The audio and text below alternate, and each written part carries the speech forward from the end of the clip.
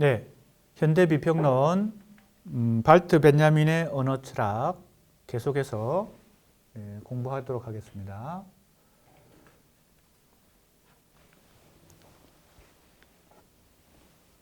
벤야민의 기본적 언어 사관. 자, 언어관이라고 하는 것과 언어 사관은 어떤 차이가 있어요?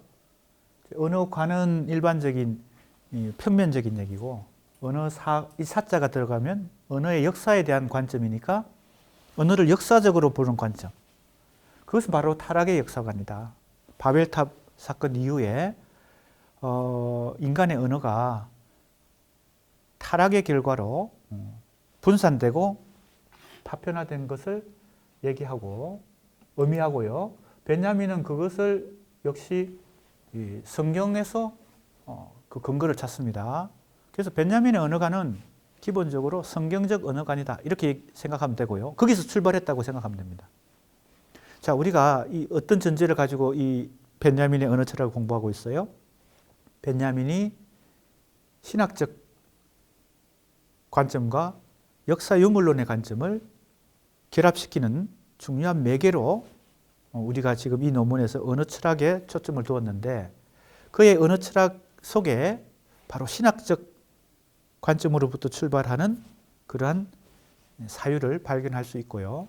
그의 언어 이론이 한 자리에 머물러 있지 않고 초기 이론부터 중기 이론, 후기 이론으로 가면서 계속 변모하고, 그죠?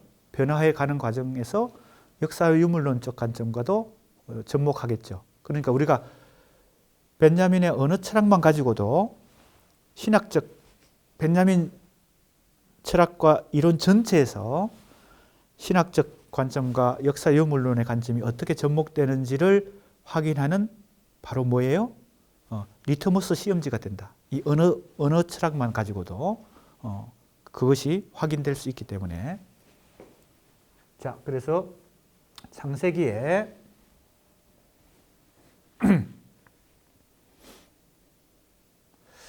이 인용한 것입니다. 벤자민의 글이에요. 창조 행위는 언어의 창조적 전능을 가지고 시작하며.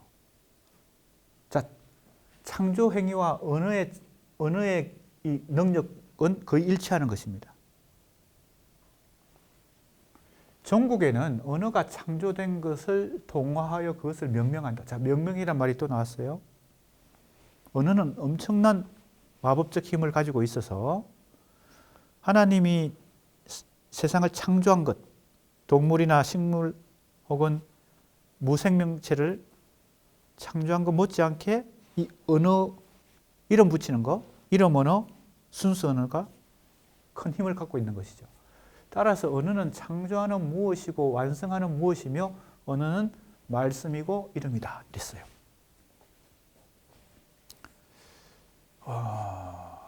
이게 성경적인 관점에서의 언어의 아주 큰 막강한 힘이죠. 하나님이 세상을 창조할 때도 말씀으로 창조했다. 이런 성경의 말이 나옵니다. 있으라 하니까 존재한다는 겁니다. 창조도 말로, 하나님 말로 했다는 것이.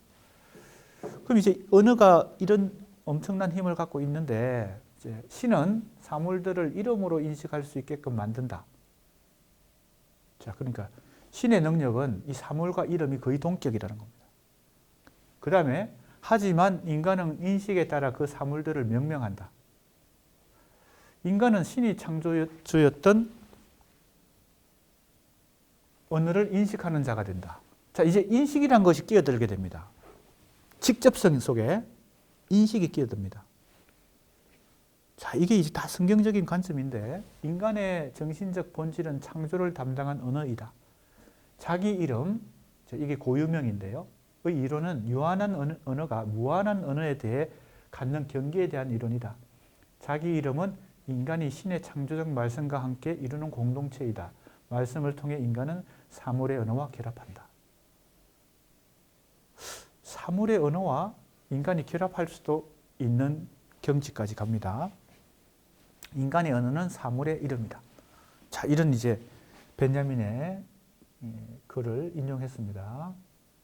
중간에 생략이 많이 됐는데 아무튼 정리하면 이렇습니다.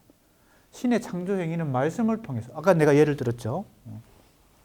뭐 손으로 물론 인간을 손으로 빚었다고 표현되어 있지만 성경에 다른 모든 창조 행위들을 보면요, 다 말씀으로 창조했거든요. 그러니까 이때 이 하나님의 말씀이란 것하고 이 인간의 언어와 어떻게 관련되는가? 신은 말씀으로 세상을 창조하고 인간은 이름 지음으로 신의 창조를 대신합니다. 자, 요 표현이 요지문입니다. 신은 세상을 뭘로 창조했어요? 말씀으로 창조했고, 인간은 이 신의 창조를 대신하는 것이 바로 명명입니다. 그래서 벤야민이 말하는 이름 언어는 신의 창조 행위에 버금가는 행위다. 그럼 엄청난 언어의 위상이 엄청난 것이 되는 거죠. 소시르의 기호론적 언어관 혹은 데카르트적 도구적 언어관, 상당히 그것과는 다른 관점의 언어관이 됩니다. 그래서 특별한 지위를 갖는 거죠. 그죠? 인간의 언어는 특별한 지위를 갖습니다. 그래서 인간의 언어와 사물의 언어가 사실은 다른 것이죠. 자, 그 다음에 아담이 나옵니다. 아담이 어떻게 이름을 짓나 보시려 고 그것들을 그에게로 이끌어 이르시니 아담이 각 생물을 일컫는 바가 곧 그의 이름이라.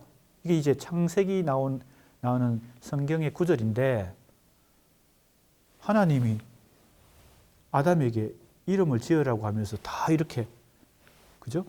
동물도 데려다 놓고 바위도 데려다 놓고 아담이 이름을 다 지었다는 겁니다. 하나님의 창조 행위를 대신하는 이름 언어가 이렇게 해서 생겨납니다. 그래서 이게 앞에서도 나왔던 이름 언어입니다. 그래서 사물의 언어와 다른 인간의 언어, 그것은 이름 언어다. 그 다음에 인간은 신이 창조하신 사물 속에서 언어적 본질을 발견해서 그것에 이름을 부여합니다. 벤야민은 이 인간의 언어를 아담의 언어, 아담이 이름 붙인 그 아담의 언어, 사실은 아담의 언어, 이름 언어, 순수 언어는 다 어떻게 보면 일맥상통하는데 말을 조금씩 바꿨지만 아담의 언어, 이름 언어, 순수 언어, 그것이 이제 타락의 역사관 속에서 훼손되는 것이 이제 벤야민이 생각하는 기본 언어의 역사입니다. 언어의 역사. 그런데 그것이 타락하고 훼손되었다 할지라도 그 원형에 대한 기억이 완전히 사라진 게 아니고 어디에 남아 있겠어요? 이 인간의 언어에 희미하게 남아 있다는 겁니다. 그게 벤야민의 기본 생각이에요. 언어. 그래서 아까 내가 얘기했잖아요. 호랑이를 호랑이라고 불러야 될 것 같은 느낌이 우리한테 있습니다. 그럼 뭐예요? 소시르적 기호론이 아니고 자의적 관계가 아니고 기표와 기의가 뭔가 필연적 관계가 있는 것 같은 느낌을 우리가 가질 때가 있습니다. 그건 반드시 그렇게 부처 이름을 불러야 될 것 같은 느낌이 있죠. 그게 바로 벤야민이 생각하는 뭐예요? 희미한 기억의 잔존입니다. 무엇에 대한? 아담의 언어, 이름 언어, 순수 언어가 훼손되고 타락의 역사에 의해서 훼손되었지만 인간의 언어에는 그게 희미하게 남아있다는 겁니다. 자, 이제 가봅시다. 그래서 이게 아담의 언어인데 사물의 본질이 인간의 음성으로 전이되기에 사물과 이름 사이에 보이지 않는 유사성이 생겨난다. 그래서 이름은 그 사물의 정신적 본질이 드러나는 직관적 인식. 자, 이게 이겁니다. 조금 전에 내가 얘기했던 예를 들었던 게 바로 이 직관적 인식이에요. 뭔지 모르지만 직관적으로 그 사물과 이름 사이에 본질이 통하는 것 같아요. 이게 직관적 인식입니다. 이러한 언어관은 기표와 기의의 자의적 결합에 근거하는 소시르 그리고 야콥슨, 이게 이 현대 언어관인데요. 현대적 언어관, 구조주의 언어관과 구별되는 동시에 말 일반은 사태의 본질, 즉 사물과 언어를 동일시하는 신비주의 언어관과도 구별된다. 그러면 이거 신비주의적인 언어관인가? 그것과도 구별해야 된다는 겁니다. 성경적 언어관이라고 말하는 것이 좀 더 정확하겠죠. 그럼 성경적 언어관은 신비주의적 언어관인가? 그것과도 구별해야 된다. 그래서 벤야민은 사물이 신의 말씀에 의해 만들어졌고 인간의 말을 통해 그 이름 속에서 인식된다는 관점을 가지고 있다. 자, 여기서 번역 개념이 나타난다. 우리가 아까 그 다음 키워드가 번역이었거든요. 벤야민의 키워드. 마법성, 아담의 언어, 순수 언어, 이름 언어, 그 다음에 번역이라는 키워드가 나옵니다. 그래서 이제 4장으로 넘어갑니다. 번역과 순수 언어. 이제 번역 이론도 현대적 번역 이론이 굉장히 많이 전개되고 있고, 이제 번역도 상당히 우리 현실에서 필요하고, 또 번역도 우리 인문학을 하는 많은 학자들이나 또 학생들이 공부하고 있는 분야가 번역이죠. 실제로 번역이 우리 현실에서 많이 필요하니까 통역도 필요하고 번역도 필요하죠. 그래서 기본적으로 우리 국어 국문학과에서 공부하는 학생들도 번역에 대해서 관심을 가지고 또 외국 문학을 공부하는 학생들도 번역에 대해서 관심을 많이 가집니다.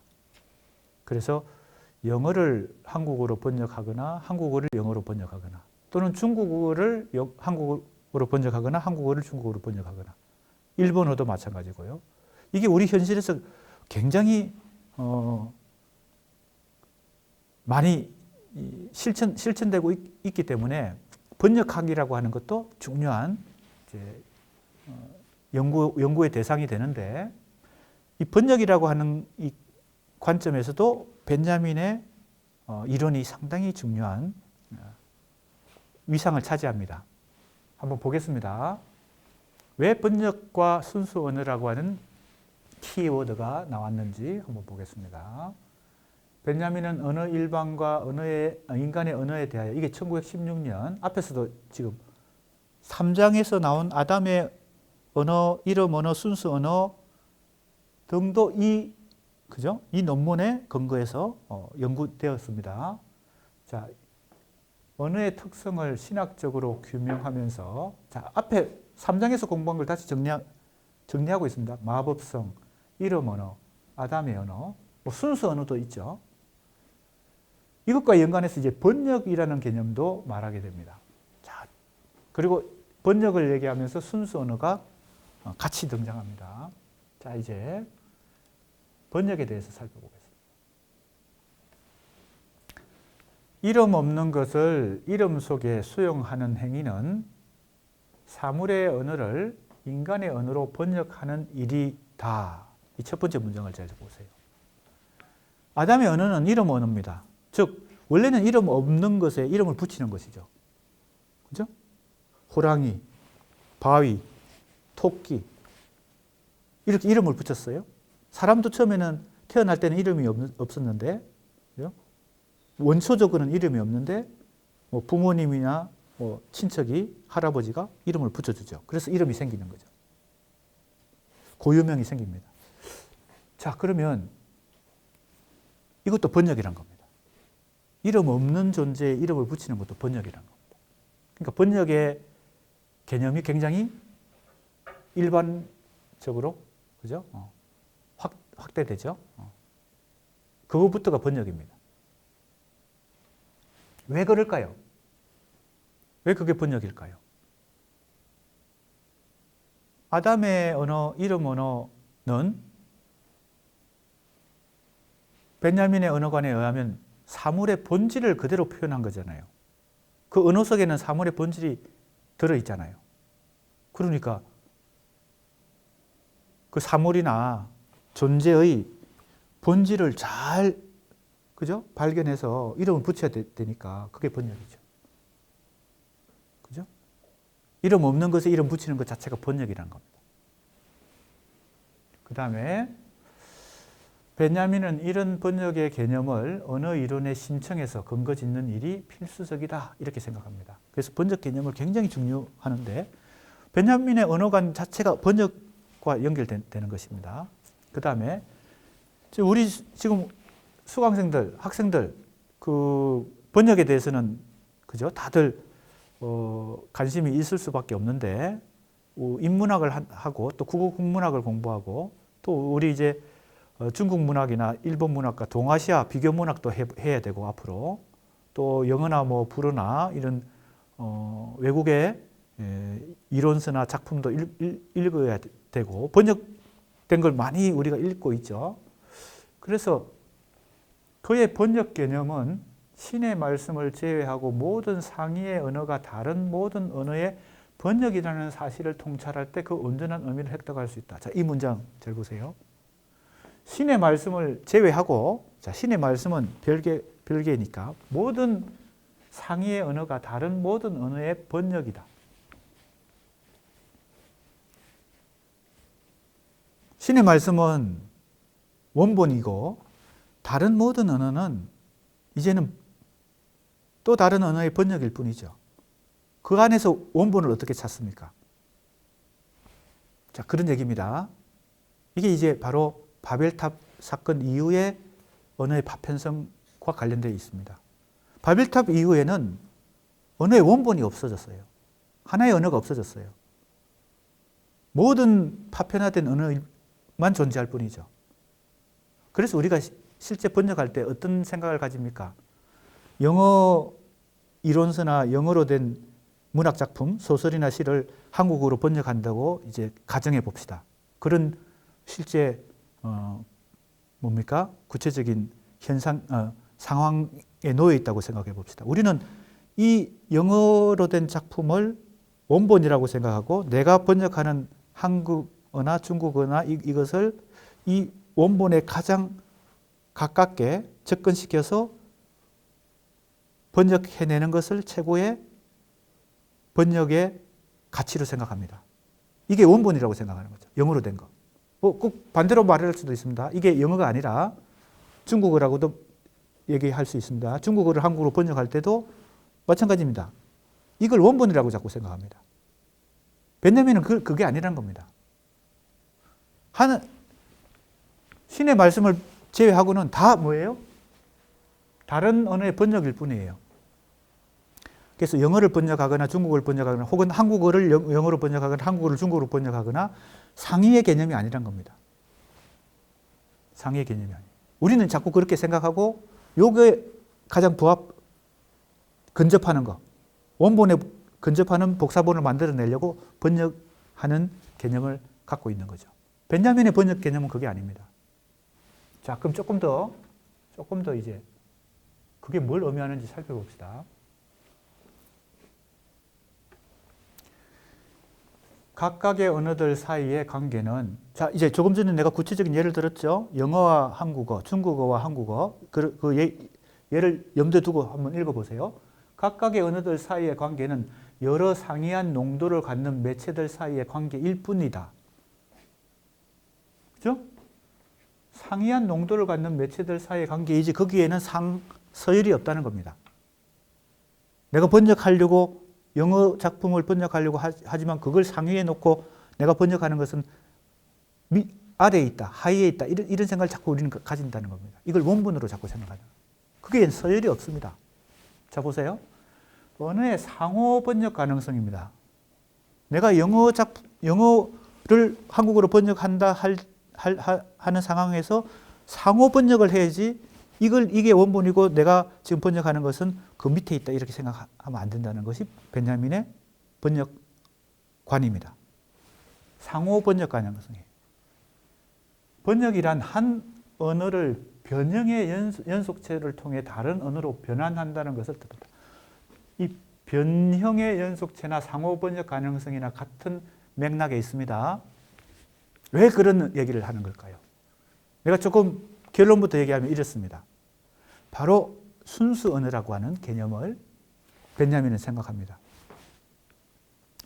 순수 언어는 사실은 현존하는 것이라기보다는 뭔가 이상적인 것이죠. 이상적인 거. 왜? 언어가 타락한 이후에는 순수 언어란 것은 현존하지 않죠. 하지만 과거에 현존했던 것이죠. 아담의 언어도 그렇고 이름 언어도 그렇고 순수 언어도 인간의 인류의 역사 최초에는 존재했지만 바벨탑 이후에는 그것이 훼손되고 깨어졌잖아요. 타락했잖아요. 그러면 지금은 뭐가 가능해요? 그 순수 언어가 존재한다는 것을 염두에 두고 내가 번역하려고 하는 원작과 내가 이 번역 작품 사이에 자 이제 구체적인 예를 영어를 한국어로 번역한다고 봤을 때 이 영어가 원작이 아니란 겁니다. 이게 원본이 아니에요. 그럼 원본은 어디 있습니까? 순수 언어란 게 있습니다. 이 영어가 말하려고 했던 순수 언어란 게 있다는 겁니다. 그럼 이 번역은 뭘 번역해야 되겠어요? 이 영어를 번역하는 게 아니라 이 영어 작품이 말하려고 했던 순수 언어를 번역한다는 겁니다. 그럼 순수 언어란 게 상이고 영어 작품과 한국어 작품은 다 형제지간입니다. 아버지와 자식이 아니고 아버지와 자식은 상위 개념과 하위 개념이잖아요. 그럼 다 형제간이에요. 그게 바로 이 뜻입니다. 상호 번역 가능성. 그리고 변형의 연속체입니다. 내가 번역하는 과정에서 그 영어로 된 원래 작품은 그것도 변형이 되는 겁니다. 뭐가 기준이에요? 순수 언어란 게 기준입니다. 자, 아무튼 이런 개념을 가지고 번역에 대한 생각을 하고 있는 것이 베냐민의 생각입니다. 그 다음 보세요. 번역은 어떤 추상적인 동일성 혹은 유사성의 영역이 아니라 이게 바로 우리가 생각하는 동일해야 되거나 유사해져야 된다는 것이죠. 영어를 한국어로 번역할 때 한국어는 영어에 동일하거나 유사해져 근접해야 된다고 자꾸 생각하잖아요.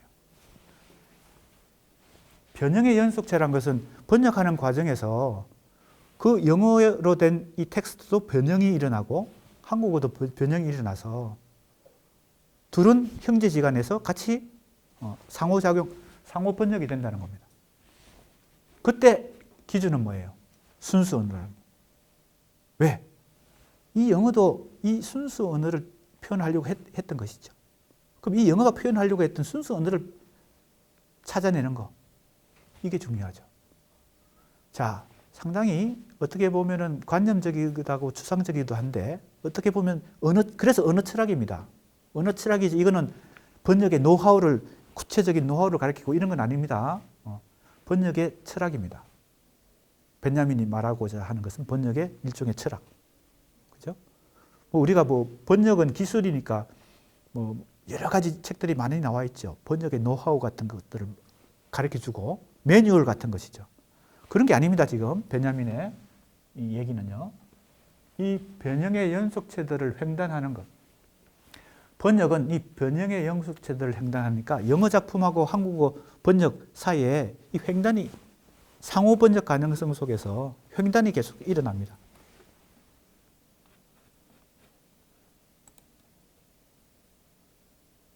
자, 이제 좋습니다. 베냐민이 말하는 한 언어를 변형의 연속체를 통해 다른 언어로 변환하는 것이 상호 번역 가능성입니다. 한 언어를 변형의 연속체를 통해 다른 언어로 변환. 자, 변형의 연속체, 상호 번역 가능성. 자, 그럼 번역의 객관성은 누가 가지고 있어요? 신 안에서 보존되어 있습니다. 즉, 번역의 근거는 인간의 이름 언어와 사물의 이름 없는 언어가 동일한 창조적 말씀에서 근친적 관계. 자, 이 근친적 관계, 이게 중요한 개념입니다. 내가 아까 어떤 예를 들었습니까? 이 근친성이라고 하는 것은 어떤 개념인가 하면요. 아까 내가 예를 들었던 바로 그 개념입니다. 부모와 자식 간의 관계가 아니고 형제지간을 근친성이라고 얘기합니다. 즉, 영어를 한국어로 번역할 때 그 영어와 한국어 사이에는 그 텍스트와 영어 텍스트와 한글 텍스트 사이에는 근친성을 갖고 있는 것이고 상호 번역 가능성을 갖고 있는 것이다. 다른 말로 하면 원본과 번역본이 아니란 겁니다. 근친적 관계는 형제지간이라는 뜻입니다. 형제지간은 닮았잖아요. 왜 닮았어요? 부모가 같기 때문에 닮았죠. 그게 바로 근친적이란 말의 의미입니다. 그 부모에 해당되는 게 뭐예요? 지금 벤야민이 얘기하는 순수 언어입니다. 즉, 이 영어 텍스트가 부모가 아니라는 겁니다.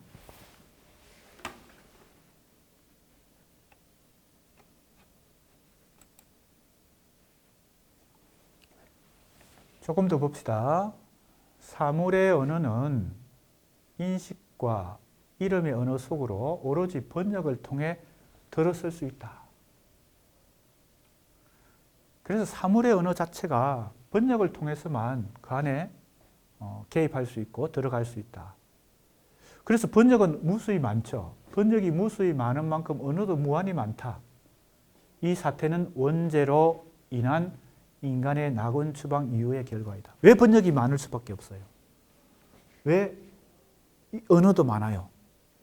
그게 바로 바벨탑 사건 이후에 타락의 역사관 속에서 언어의 파편성이 이제 그 결과라는 겁니다.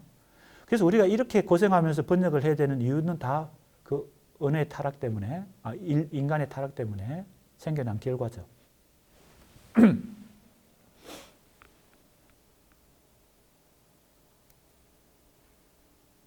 자, 그러나 그렇다고 인간의 언어가 다 무의미한 건 아닙니다. 아까도 내가 얘기했죠.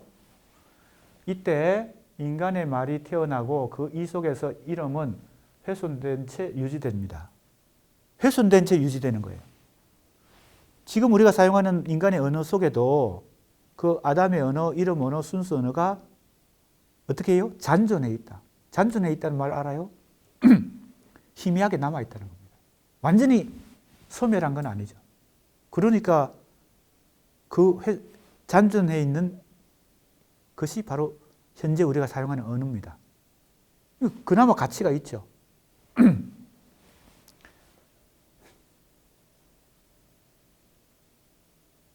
이제 말은 자기 자신 이외에 무엇인가를 전달해야 했다.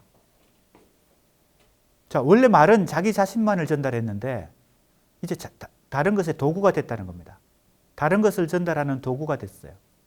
그러니까 이제 데카르트가 생각한 도구적 언어관도 그래서 생겨나게 되고 소시르가 말하는 기호적 언어관도 생겨나게 되는 거겠죠.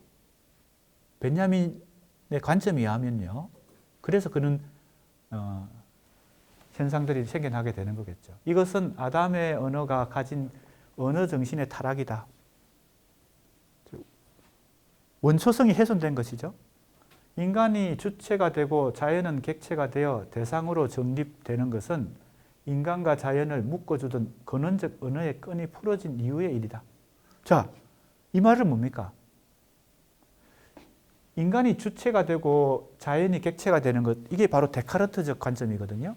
데카르트적 지식체계 속에서 인간은 이성을 가진 주체가 되고 그 순간 모든 것은 객체가 되어서 대상이 되어버리죠. 그게 이제 근대 철학과 학문의 기본 관점을 이루잖아요. 그러니까 벤야민의 생각은 그건 타락의 결과다는 겁니다. 인간은 주체가 되고 그래서 자연은 객체가 되었어요. 대상으로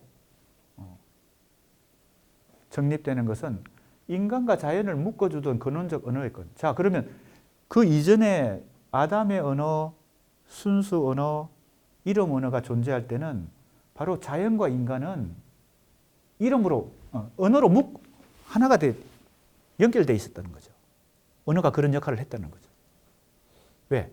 사물의 이름을 붙여서 이름 언어가 되고 사물의 정신과 인간이 서로 연결되는 그런 언어 속에 인간과 자연의 관계가 정립되었으니까요. 그런데 이제는 어떻게 돼요?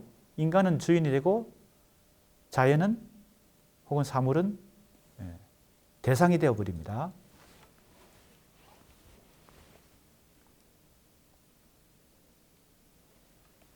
벤야민이 기본적으로 생각하는 이제 언어에 대한 관점입니다. 인간의 타락 이후 근원적 언어는 단 하나의 언어가 아니라 이제 단 하나의 언어는 깨어졌죠. 흩어졌죠. 그래서 수많은 개별 언어들 속에 제 흔적을 흩어놓는다. 뭐 이거는 어렵지 않죠. 그 바벨탑이라고 하는 사건이 성경에서도 그런 구체적인 얘기를 하고 있죠. 언어 정신의 타락은 세 가지 결과를 낳는다. 자, 첫째, 언어가 단순한 자의적 기호로 단순한 전달 수단으로 전락한다. 전달 수단, 기호 이런 것들은 다 데카르트적 언어관과도 연결되지만 가장 정확하게는 소시르적 언어관이죠. 기호라는 말이 나왔으니까. 이것은 나중에 바벨탑의 언어, 즉 뭐가 여러 언어로 분화되는 결과를 낳는다. 자, 둘째, 손상된 이름의 직접성을 복구하는 행위로서 판단의 마법이 등장한다. 자, 이 문장도 상당히 잘 생각해 봐야 됩니다. 자, 마법성의 의미는 직접성이었죠. 직접성이라고 하는 것은 그 사물의 정신적 본질을 언어가 그대로 직접 표현한다는 거죠. 그죠? 그게 마법적인 관계인데, 마법성인데, 그게 깨어졌죠? 이름의 직접성이 깨어졌잖아요. 그렇게 되면 어떻게 돼요? 그걸 다시 회복하고자 하는 욕구가 생기죠, 인간에게는. 그게 바로 뭡니까? 판단입니다. 인식, 판단, 이런 게 이제 인간에게 생기는 거죠. 예전에는 인간에게 인식이나 판단이 별 필요가 없었어요. 왜? 순수 언어가 살아있었으니까. 그 마법성이 직접적으로 표현했으니까. 직접성을 통해서 사물의 본질을 언어가 그대로 표현했으니까요. 거기에는 다른 판단이 필요 없었던 것이죠. 어찌 보면 이것은 뭐하고도 연결되나 하면 이건 내 해석인데요. 선악과를 따먹은 아담과 이브가 인식이 생겼잖아요. 자기 인식이 생겼어요. 그전에는 벌거벗고 있어도 아무 부끄럽지 않았는데 자기를 인식하게 되니까 부끄러워졌다는 말이죠. 그죠? 벌거벗고 있는 것이. 그것과도 연결되는 것이 아닌가. 이거 뭐 내가 좀 다른 각도에서 해석을 한 것입니다. 인식이라고 하는 것이 왜 생겼는가? 인간에게 왜 인식과 판단이 생기는가? 판단하려고 하는 것, 평가하려고 하는 것, 자기뿐만 아니라 다른 사람을 혹은 세상을, 이런 것이 다 언어의 마법성이 사라지고 직접성이 사라졌기 때문이다. 이게 이제 베냐민의 생각입니다. 그 다음에 보세요. 직관적 인식 대신에 간접적 판단이 이제 방법적으로 생겨난다. 판단. 그전에는 그냥 직관적으로 다 모든 걸 알았는데 이제는 판단을 해야 되거든요. 그래서 근대적 학문은 다 데카르트적 뭡니까? 관점, 언어관과 지식 체계에 의해서 바로 이것이 주를 이루는 것이 근대적 학문이죠. 직관적 인식 대신에 간접적 판단이죠. 그러니까 모든 학문이 우리가 지금 공부하는 근대적 학문 체계가 다 데카르트적 인식을 통해서, 그죠? 이 판단과 인식을 통해서 생겨난 것들이니까요. 직관적 인식은 이제 뭡니까? 사라지고 간접적 판단이 중심을 이루게 되는 거죠. 인간의 사고방식에서. 셋째, 추상화가 언어에 도입된다. 직접성이라고 하는 것은 그 정신의 본질을 그대로 언어가 표현하기 때문에 그 자체로 충분한 것인데, 이제 그게 직접성이 깨어지니까 뭐가 대신하게 돼요? 추상화, 개념화, 추상화. 이게 필요하게 됐습니다. 그래서 우리 인간에게 이 개념화, 추상화 능력이 있죠. 그죠? 우리 인간에게 그 정신의 능력이 있습니다. 그래서 구체적인 직접성에서 이제는 간접적인 개념화, 이걸 가지게 됩니다. 그러면 이건 뭘 의미할까요? 베냐민이 생각하는 그 순수 언어, 아담의 언어, 이름 언어는 개념화, 추상화하고는 다른 좀 더 직접적인 그 정신의 본질을, 그죠? 지금 우리가 이제 그 정신의 본질을 그대로 표현했다고 했을 때 지금 우리가 평소에 하고 있는 이 개념화, 추상화라고 생각하면 안 됩니다. 그 개념화, 추상화는 직접적인 게 아니거든요. 인간의 사고 작용 중에서 간접화의 가장 극단에 있는 게 추상화, 개념화거든요. 그래서 추상화가, 즉 개념화가 생겨납니다. 인간의 언어에 도움이 됩니다. 결국 창조적인 신의 말씀과 그 명명행위를 전수받은 아담의 언어가 직접성과 마법성을 지닌다면 타락 이후의 인간의 언어는 간접성과 과다 명명의 특성을 가진다. 말이 많아지는 것입니다. 꼭 필요한 핵심만 얘기하지 않고 그거 가지고는 불충분하니까. 왜? 직접성을 뭡니까? 확보하지 못하니까. 그죠? 직관적 인식이 허용되지 않으니까. 자꾸 이제 판단을 하고 개념화하고 추상화하니까 아무리 말을 많이 해도 불충분한 거죠. 그래서 간접성과 과다 명명의 특성을 가지게 된다. 이렇게 볼 수 있겠습니다.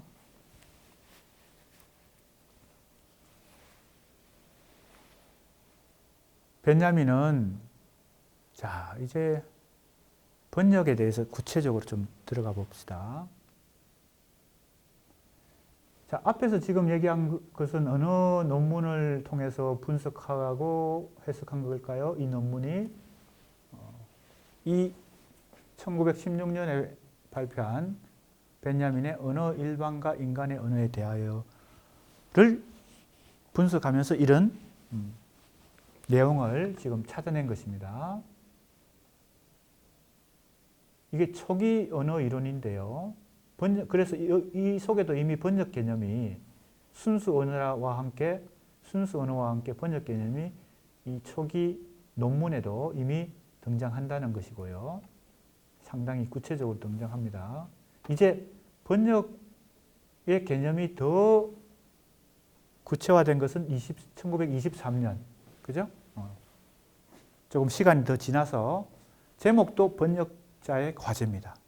자신의 번역에 대한 생각을 더 구체화해서 이 번역자의 과제에서 번역 가능성이라는 문제를 더 구체적으로 서술합니다. 여기에 앞에서 우리가 한번 살펴봤죠? 근친성이라는 개념, 그 다음에 순수 언어라는 개념이 앞에서 자기가 얘기했던 것을, 이전에 얘기했던 것을 다시 좀 더 정립하려고 합니다. 다시 규명하려고 합니다.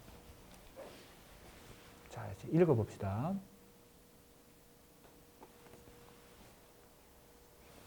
번역에서 언어들의 근친성이 표출된다면, 자, 번역을 할 때 이게 작용한다는 거죠.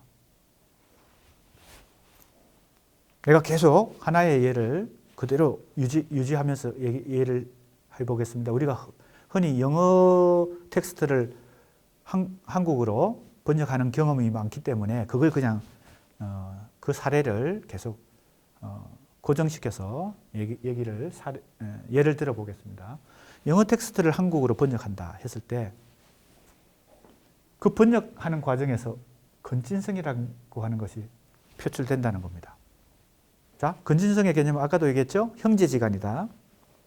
이게 원본이고 이게 복사본이 아닙니다. 자, 근친성이 표출된다면 그것은 모사와 원작 사이의 모호한 동일성. 자, 보세요. 모사는, 원작은 영어 텍스트고 모사는 한국어로 그걸 모사란 말 자체가 있는 그대로, 그죠? 사진 찍듯이 베끼는 거. 이게 모사거든요. 모사. 우리 그 회화에서 모사품들 있죠.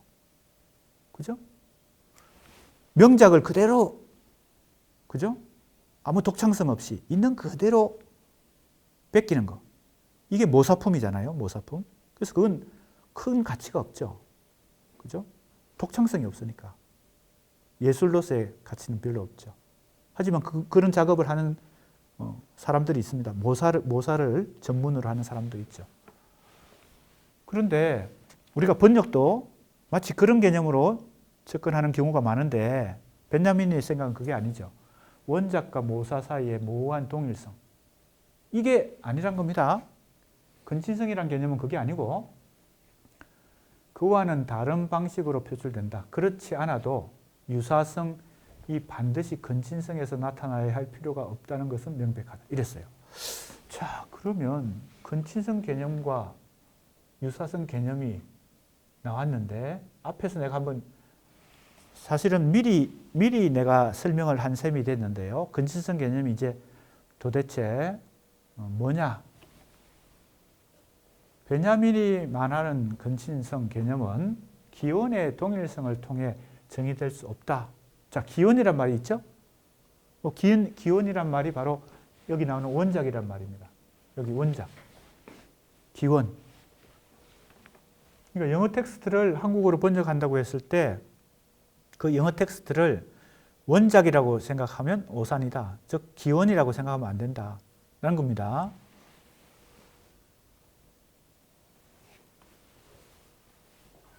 기원의 동일성이 원작과 모사 사이의 위계를 함축한다면, 자, 기원이란 말은 이 원작이란 말이 그죠? 일맥상통하죠. 그 다음에 보세요. 근친성의 관계는 얘는 그런 위계가 없다. 내가 그래서 아주 쉬운 예로 부모와 자식의 관계가 아니라 형제지간을 근친성이라고 이해하면 된다 그랬죠. 각주에도 나와 있습니다.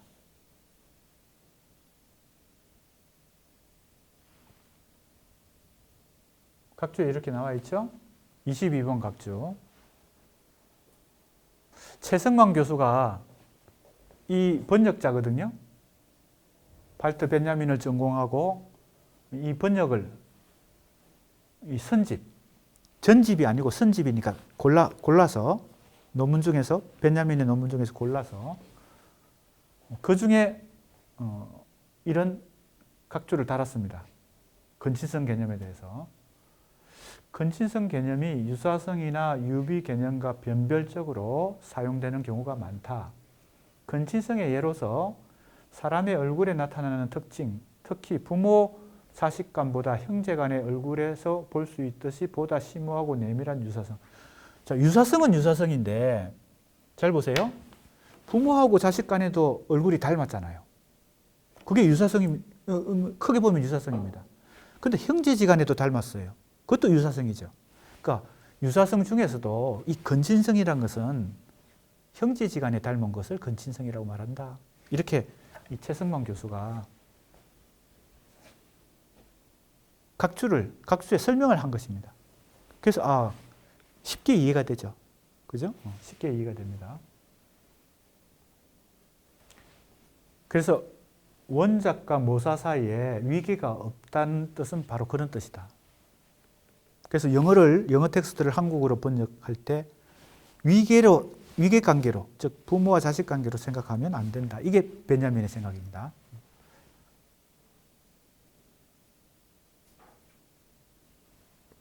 자, 그 다음에 진리는 번역과 원문의 동일성 속에 있지 않다. 자, 이거 동일성이란 말이 우리가 번역할 때 원문에 그대로 원문과 같아지는 걸 자꾸 염두에 두잖아요. 거기에 근접해서 동일하게 되는 것. 번역자는 자꾸 그런 강박관념에 사로잡히죠. 그게 아니라는 겁니다. 동일성에 있지 않습니다. 진리는 번역과 원문의 동일성 속에 있지 않다. 진리는 오히려 번역 가능성, 앞에서 나왔던 용어로 따지면 뭐예요? 상호 번역 가능성. 이전 논문에서 그렇게 얘기했는데 이 논문에서 번역자의 과제라는 이 논문에서 번역 가능성이란 말을 씁니다. 즉 원작과 번역의 차이, 그 번역과 다른 번역들의 차이, 그죠? 자, 원작과 번역 사이에도 차이가 있고요. 번역과 또 다른 번역 사이에도 차이가 있습니다. 번역은 하나만 있는 게 아니니까요. 영어 텍스트를 한국어로 번역한 것도 하나만 있는 게 아니고 여러 사람이 번역할 수도 있고, 그죠? 영어 텍스트를, 그죠? 셰익스피어 작품이라고 따져봅시다. 셰익스피어의 로미오와 줄리엣을 한국어로 번역된 번역서도 있지만 중국어로 번역된 번역서도 있겠죠. 그럼 이 관계를 생각해 보세요. 이 관계에서 원작과 번역 사이에도 차이가 있지만 번역과 또 다른 번역 사이에도 차이가 있죠. 심지어는 아까 내가 얘기했지만 셰익스피어 로미오 줄리엣을 한국어로 번역한 것도 하나만 있는 게 아니고 여러 개가 있을 수 있죠. 번역과 다른 번역들의 차이를 통해 전개된다. 뭐가? 번역 가능성이라는 게. 실제로 베냐민은 원문과 번역의 진정한 관계를 파악하기 위해서는 모사론의 불가능성을 증명하고 있는 인식론 비판의 논지 비슷한 것을 한번 생각해 볼 수 있어요. 뭐 말이 좀 어려운 것 같죠? 말이 어려운 것 같은데 하나도 어렵지 않습니다.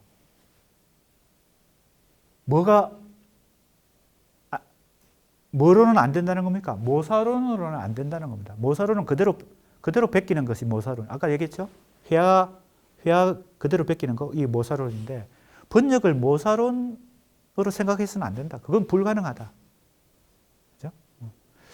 소위 말하는, 이제, 굳이, 이 베냐민의 번역과는 우리가 통상적으로 말하는 번역할 때 직역이냐, 어역이냐, 이런 얘기를 하는데, 그런 개념하고 연결되지는 않습니다만, 전혀 그거하고는 다른 어떤 아주 번역의 철학을 얘기하는 것이죠. 이게 직역이 좋으냐, 어역이 좋으냐, 이런 건 굉장히 이제 번역의 현실에서 얘기하는 내용이니까 그런 것과 연결하려고 하기보다는 그 자체가 하나의 번역의 철학이다. 이렇게 봐야 되겠습니다. 모사론의 불가능성을 증명하고 있는 인식론 비판과 비슷한 것을 생각해 볼 필요가 있죠. 즉, 모사론으로는 안 된다. 는 것이 베냐민의 번역관의 기본 생각이다. 이렇게 볼 수 있습니다. 자, 이제 그 다음에 또 봅시다.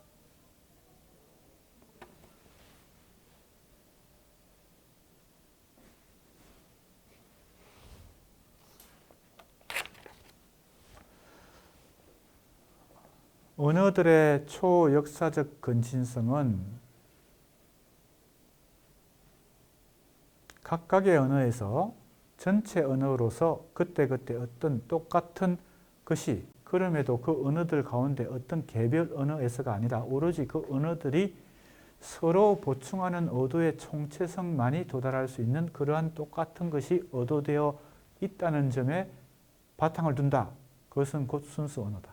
자, 순수 언어에 대한 얘기를 합니다. 내가 아까 앞에서 미리 이 설명을 다 했어요. 그래서 이제 지금 나오는 것이 앞에서 내가 보충 설명을 하면서 다 했기 때문에 어렵지 않게 이해될 수 있습니다. 그러면 영어 텍스트를 한국어로 번역할 때 원작도 아니고 기원도 아니고 다만 근친성의 관계고 상호 번역 가능성의 관계라면 무엇이 기준이 되느냐? 그게 바로 순수 언어라는 겁니다. 그걸 상정한다는 겁니다. 순수 언어를. 그죠?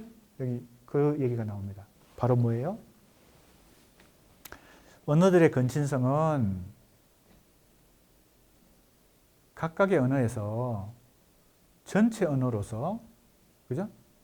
똑같은 것. 그 언어들 가운데 어떤 개별 언어가 아니라, 자, 개별 언어에서 존재하는 게 아니에요. 그 언어들이 서로 보충하는 의도의 총체성입니다. 서로 보충해요. 상호 번역 가능성이니까. 영어 텍스트를 한국어로 번역할 때, 그죠? 영어 텍스트가 갖고 있는 순수 언어가 아닙니다. 서로의, 그죠? 서로 보충하는 의도의 총체성이에요. 순수 언어는 어디에 있습니까? 영어 텍스트에 순수 언어가 있는 게 아니고, 그 영어 텍스트가 순수 언어를 가지고 있는 게 아니라, 그 영어 텍스트와 한국어로 번역하는 번역본 사이에 서로 의도의 총체성, 서로가 서로를 보충해요. 의도의 총체성에 많이 도달할 수 있는 것이 바로 순수 언어입니다. 그러니까 번역하는 번역자의 작업 속에 번역하려고 하는 영어 텍스트와 내가 번역하려고 하는 한국어 사이에 서로 의도의 총체성이 생겨서 존재하는 것, 이게 순수 언어입니다. 이해됩니까? 우리가 자칫 생각을 단순하게 하면 내가 영어 텍스트를 번역하고자 할 때 순수 언어를 염두에 둬야 되는데 그 순수 언어는 이 영어 텍스트가 가지고 있는 순수 언어라고 생각하기 쉽잖아요. 그게 아니고 순수는 어디에 존재합니까?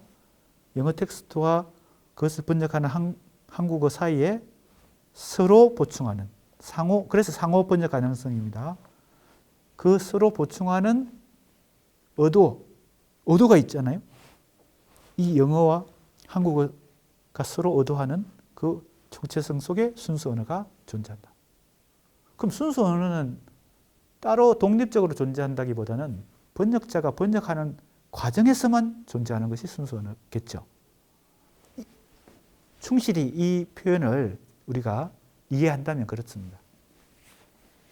아니면 번역자가 번역하기 전부터 그것은 예정되어 있을 수가 있겠죠. 순수 언어란 게 예정되어 있을 수가 있겠죠.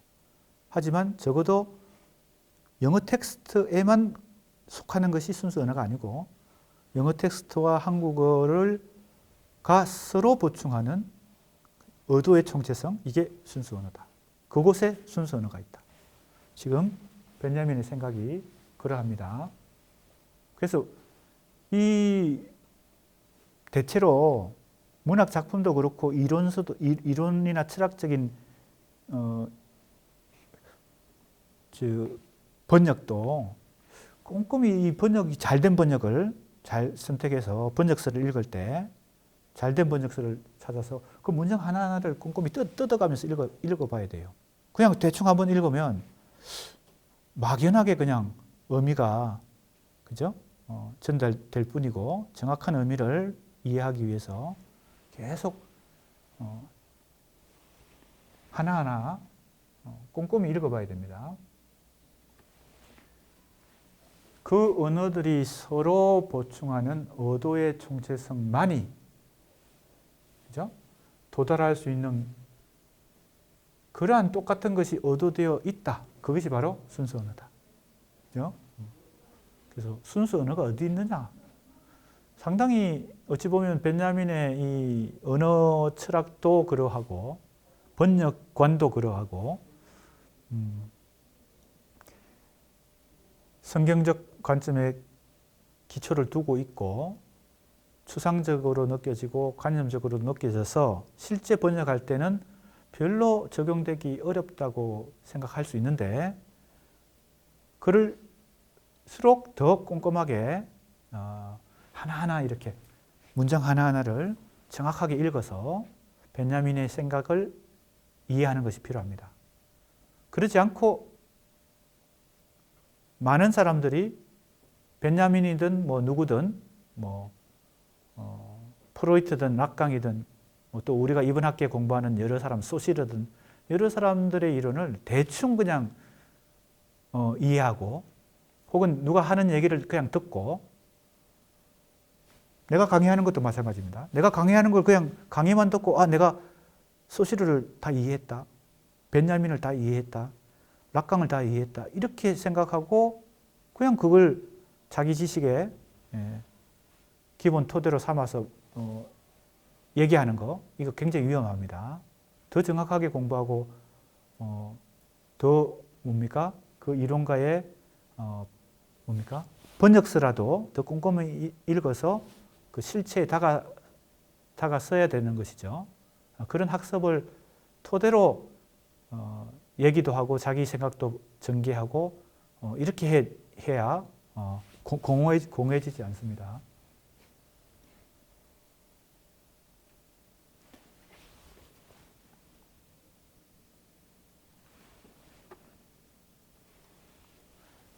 순수 언어는 언어들의 상호작용을 통한 총체성 속에서 언어들의 상호작용입니다.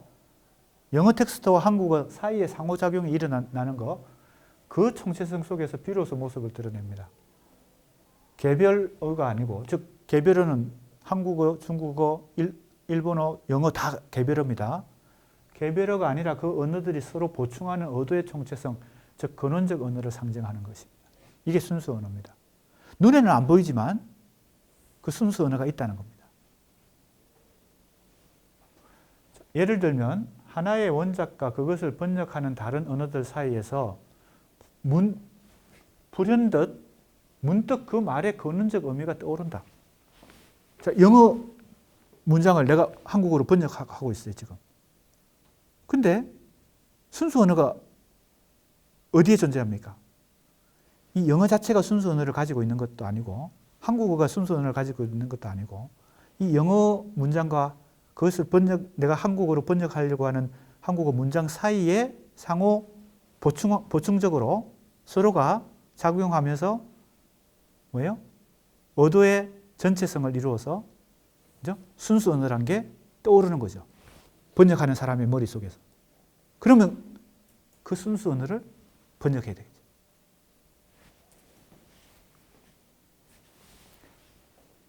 그래서 이때 번역은 원작을 어떤 보다 궁극적인 언어 영역으로 옮겨 심는 작업인데, 자, 궁극적인 영역으로 옮기는 거예요. 더 궁극적인 거.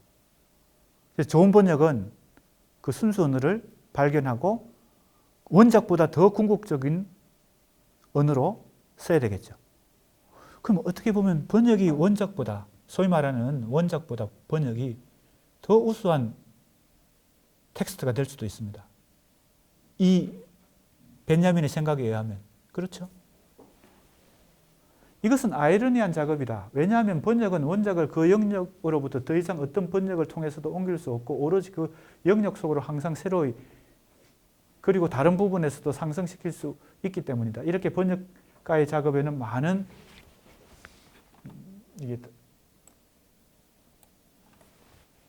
많은 언어를 하나의 진정한 언어로 통합하려는 위대한 모티프가 작용하고 있다.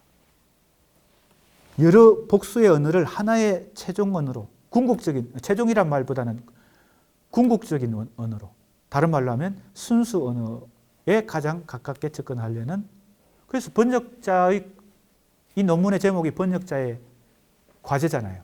번역자의 과제는 위대한 과제입니다. 왜? 내가 번역하려는 그 원래 텍스트보다 더 궁극적인 언어를 찾아내려는 노력을 하고 있기 때문에 지금 번역은 엄청 위대한 작업입니다.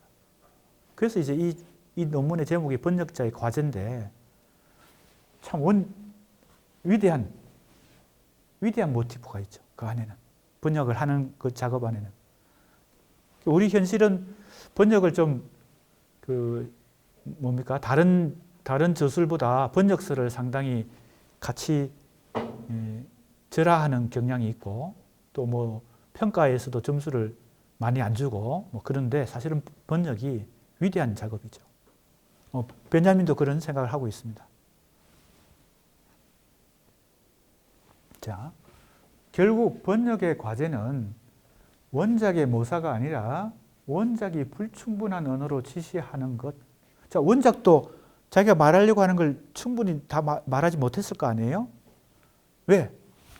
그것도 부모가 아니라, 그죠? 근친성의 관계니까, 형제지간이니까.